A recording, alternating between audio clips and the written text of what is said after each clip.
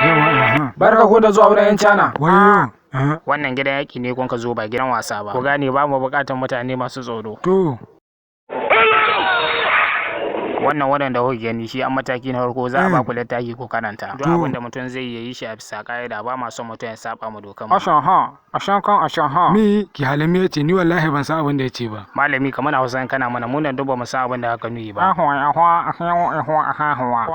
Ki tashi mu ta dan dumi wanga ya isa yanzu yana kauri mai baki. To shikenan. Yalo ba shi ya mana. Abin da yake nufi cewa ko wannan mai kasance cikin shiri yanzu za a kai mu wajen yaki.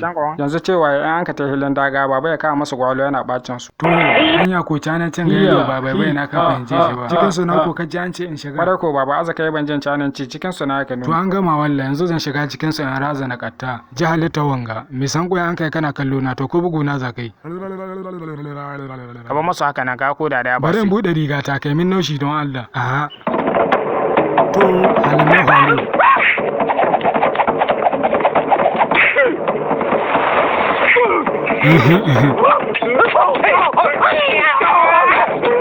Wayo Allah.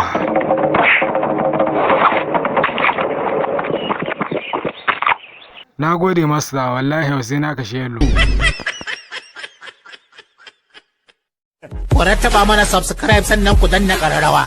Haka zalika ku san bada mana like, ku saburbudo mana sharhi sannan ku yada wannan ɗauka.